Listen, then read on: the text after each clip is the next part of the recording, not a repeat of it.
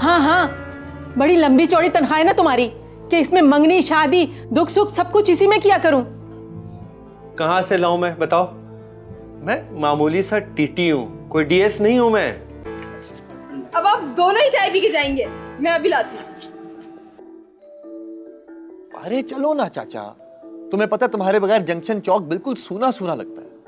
एक बहू ही ला दे मुझे, सारा दिन काम कर करके हड्डियां चूरा हो गई हैं, जिसम फोड़े की तरह दुखता रहता है, मगर तुझे मेरी क्या परवाह। बहू तो आप खुद पसंद कर चुकी हैं, अब उसे घर कब लाना है ये फैसला भी तो आप नहीं करना है।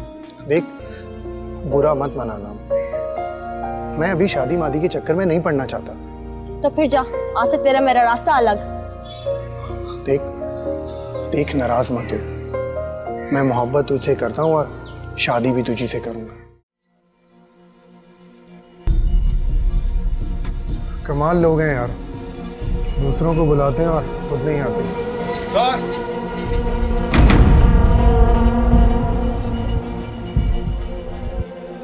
ये क्या मजाक है यार, मुझे तुम अंदर बुलाकर यहाँ क्यों खड़े हुए? अरे छोड़ना यार, आने में जरा देर हो गई थी तो सोचा यहीं पे तेरा इंतजार कर लूं। और वैसे भी मीर जान के कोठे पे कोई बोर नहीं होता। मुझे मीरजान में कोई दिलचस्पी नहीं, मुझे तुम वो काम बताओ जिसे करके बकौल तुम्हारे मैं बहुत सारे पैसे कमा सकता हूँ। तेरा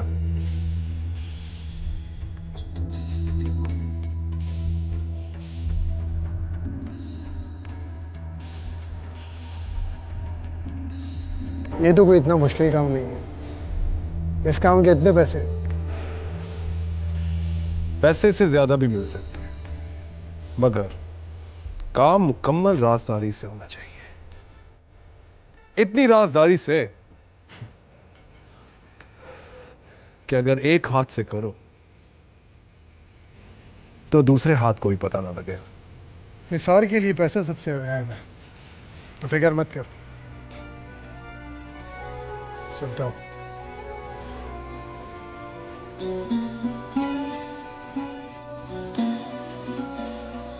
हाँ भाई फजल अली, आज लामा इकबाल एक्सप्रेस कितनी लेट है?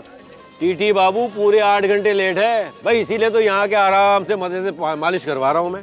कमाल है भाई, बड़ा तरक्की कर रहा है रेलवे का निज़ाम, सिर्फ 8 घंटे लेट।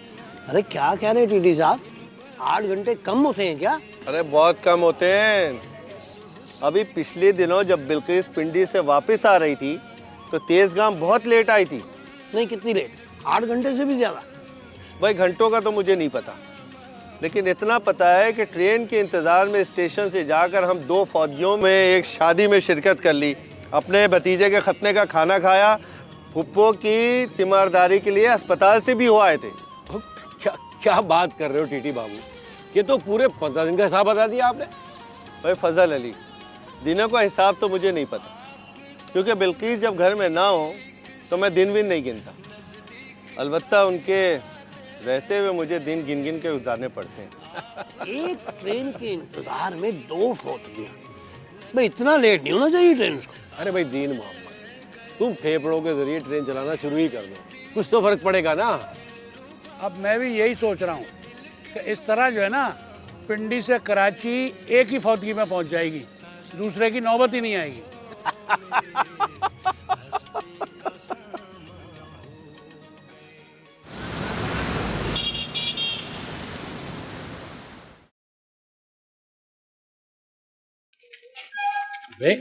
अरे अयाज बेटा, मेरा एक काम तो कर दे। जी काका, बोलो। बेटा नबीला को निजाम क्या छोड़ दे, वहां शबनम को मेहंदी वेंदी लगानी है इसने। वाह काका, गाड़ी तुम्हारे पास है और छोड़ने का मुझे कह रहे? अरे मेरे पास कौन सी गाड़ी है? अरे इतनी लंबी गाड़ी है तो सही तुम्हारे पास, जमाने भर को बिठाकर शहरों शहरों तो घूमते रहते हो और अपनी बेटी को छोड़ने का मुझे कह रहे हो? तो तेरा मतलब ये है कि मैं निजाम के घर इसे रेलगाड़ी में छोड़ के आऊं? तो क्या हुआ काका, जिस तरह तुम ट्रेन लिए फिरते हो, तुम्हारे लिए तो वो साइकिल से भी कम है। रहने दे बाबा, ये तो सिर्फ बहाने बना रहे, मैं खुद चली जाऊंगी। अच्छा चल, ये नहीं छोड़ता, मैं तो ये छोड़ दूंगा। चल। मैं इसे कैसे छोड़ दूं? उसको तो मैंने कभी ना छोड़ने का फैसला कर रखा है। क्या मतलब है? वो मेरा मतलब ये है काका कि तुम मुझे रेल की चाबी तो दो, तो देखो मैं कैसे भाग कर इसको छोड़ कर आता हूँ। इसको मुल्तान नहीं छोड़ना, निजाम के घर छोड़ना है। हर वक्त फालतू बातें करता रहता है। चाहे इसे जाके छोड़ दे, मुझे देर हो रही है, मुझे मुल्तान जाना है गाड़ी लेके। अच्छा बेटा, वो निज़ाम को मेरी तरफ से बहुत बहुत मुबारकबाद दे देना, क्योंकि मैं तो अब 2 दिन बाद आऊँगा। ठीक है बेटा, जा ख्याल से जा। शाबाश, ज़रा ध्यान से ले जाइयो।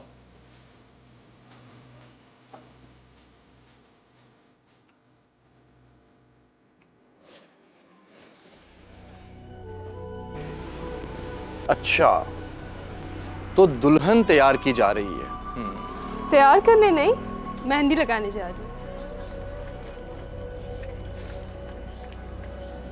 मुझे हाथों में लगी मेहंदी बहुत अच्छी लगती है। अच्छा, आप वहीं रुक जाइएगा, मैं आपको भी मेहंदी लगा दूंगी। मैं अपने हाथों की थोड़ी बात कर रहा हूँ। फिर किसके हाथों की बात कर रहे हैं? 2 अदद इंतहाई खूबसूरत हाथ, इंतहाई हसीन और नाजुक हाथ, बस उन पर मेहंदी लगाने की तमन्ना है। अपने नाम की मेहंदी।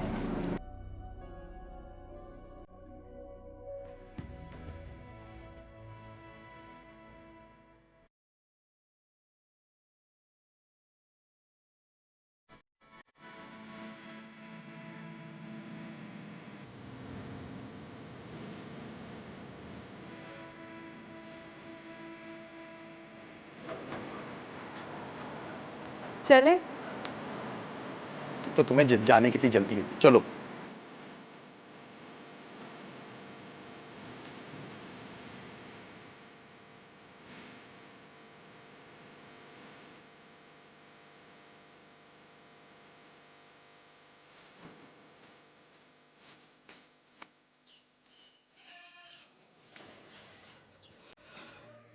बिल आखिर मंगनी का दिन आ गया, मगर तुमने कुछ करके ना दिया।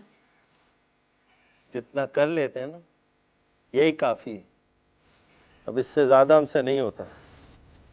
तुमसे तो कुछ भी नहीं होता। अब शाम को अम्मा की बनारसी साड़ी देनी पड़ेगी तोहफे में। फिर दे दो।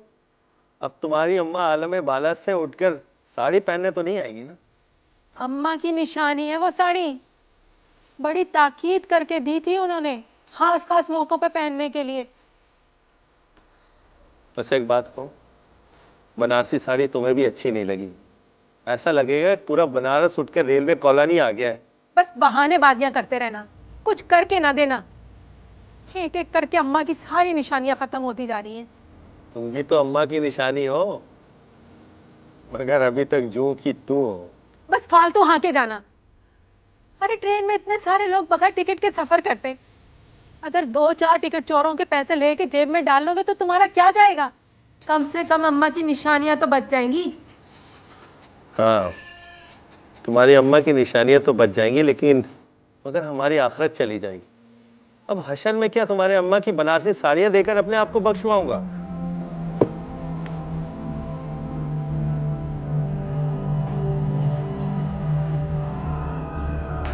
अच्छा भाई, मैं जा रहा हूं। चारों क्या, जल्दी जल्दी करो, अभी कुर्सियां भी लगानी है। वहां से सही करो।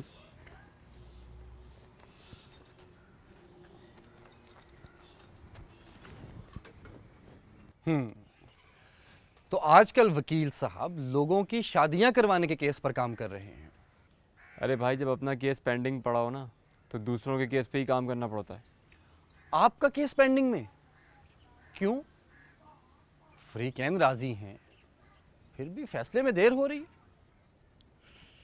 कोर्ट में तो एक एक केस में ही सालों लग जाते हैं, और फिर आगे लगा हुआ केस निपटेगा तो मेरा नंबर आएगा ना।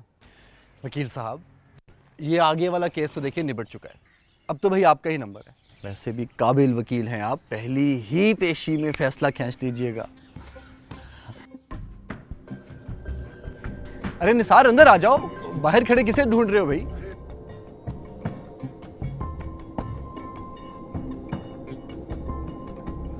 अरे मैं किसे ढूंढूंगा, मैं तो बस यूं ही आवारागर्दी करते यहाँ निकल आया। वैसे आवारागर्दी करना कोई अच्छी बात नहीं है। फजल चचा इस बुढ़ापे में काम करते हैं, तुम्हें बुरा नहीं लगता? तो मैं क्या करूं? क्या मैं भी उनकी तरह कुल्ली बन जाऊं? लोगों के भारी भारी बोझ उठाकर उनकी मंजिल तक उन्हें पहुंचाऊं और बाद में 10-20 रुपए लेके उन्हें सलाम भी करूं? नहीं, मैं ये नहीं कर सकता। चलो कुली ना सही, कोई और काम पकड़ लो, कोई छोटा मोटा काम ही सही। पकड़ूंगा, ज़रूर पकड़ूंगा, लेकिन कोई छोटा मोटा नहीं, मैं बड़ा काम पकड़ूंगा, बहुत बड़ा।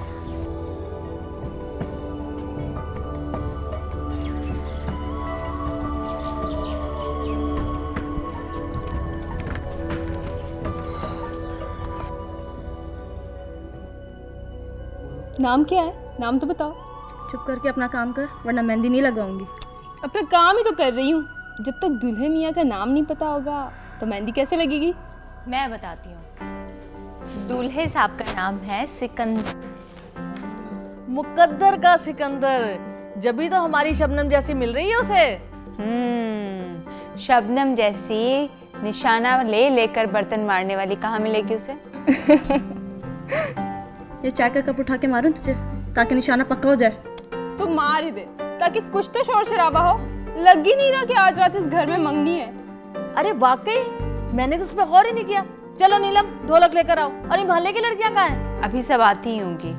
अरे वो जब आएंगी तब आएंगी, हम क्यों अपना वक्त जाया करें? चलो जाके ढोलक लेकर आओ। चलो भाई, कौन से गाने याद किए? मैंने जो गाना याद किया है, राजा की आएगी बारात, रंगीली होगी रात, मगन में नाचूंगी।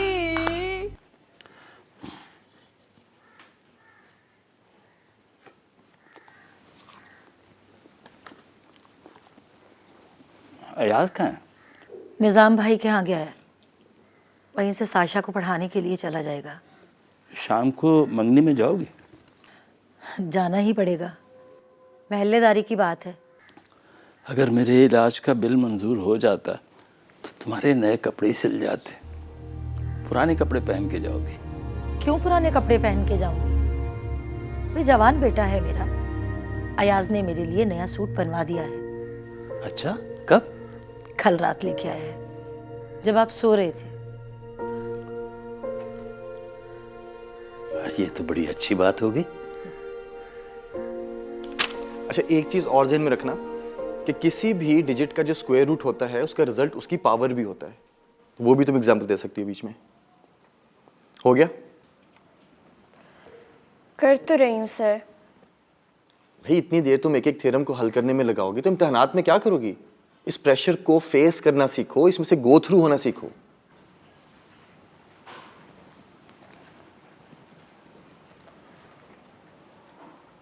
वो कौन थी? कौन? वही जो सुबह आपके साथ गली में जा रही थी। वो नबीला थी, उसी मोहल्ले में रहती है। आपकी रिलेटिव है? नहीं नहीं, तुमने क्यों पूछा? आप जो उनके साथ जा रहे थे। तो तुम्हें क्या परेशानी है? अपने काम से काम रखो। ये इस वजह से इतनी देर लग रही है तुम्हें एक एक सवाल हल करने में? इधर उधर की बातों में तुम्हारा ज़हन हर वक्त लगा रहता है, पढ़ाई पर कोई तवज्जो नहीं।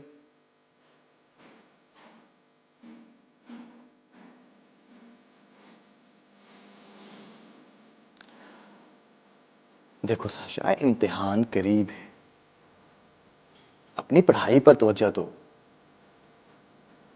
इधर उधर की बातों पर ध्यान मत दो, रिजल्ट्स पर फर्क आएगा, फेल हो जाओगी।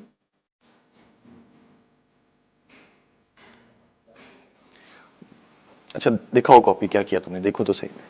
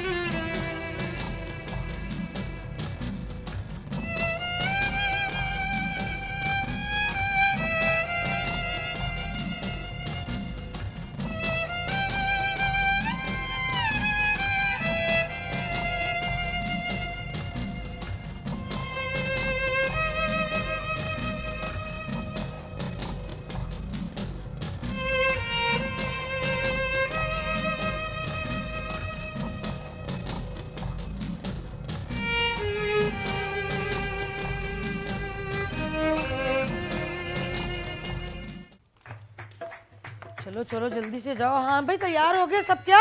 अभी भी तैयारियां चल रही हैं। मेहमान आ चुके हैं, तुम घर से तैयार होके नहीं आ सकती थी क्या? अल्लाह मेरी तौबा, देखो तो सही, बुढ़ापा आ गया मगर ये जवानी वाले चोंच ले ना गए।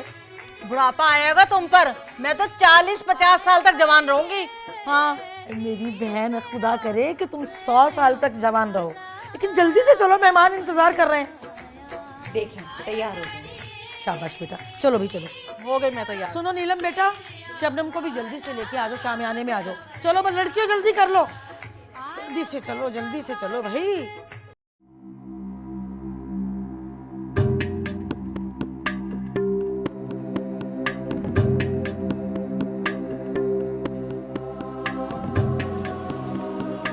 सलाम बॉस। काम का क्या हुआ? हो रहा है बॉस। कैसे हो रहा है? इलाके के एक नौजवान को काम पे लगा दिया है। कौन है वो? है एक फजल अली कुली, उसका बेटा निसार है।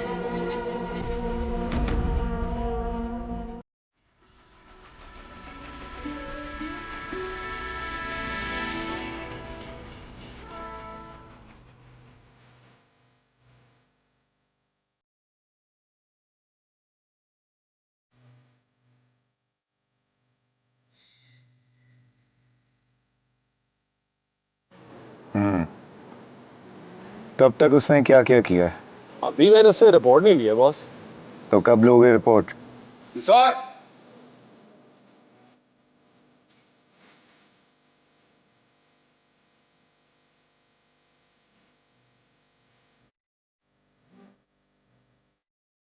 मुझे तुम सही तरह से बताओ कि कितना काम हुआ है और कितना वक्त लगेगा। देखो यार, ये काम आहिस्ता आहिस्ता ही करना होगा। बाबा जिस तरह पैसे मांग रहे हैं और जितने वो लोग ढीठ हैं, मुझे तो लग रहा है कि मज़ीद 6 साल भी आपको पैसे नहीं मिलेंगे। तू तो खामोश ही है ना, हर वक्त उल्टा सीधा बोलती रहती थी। कल रात को जो शख्स निसार को मंगनी में से बुलाकर ले गया था, मैं उसे अच्छी तरह से जानता हूँ। उसका नाम रशीद है। वो एक सजाई याफ्ता और जराइम पेशा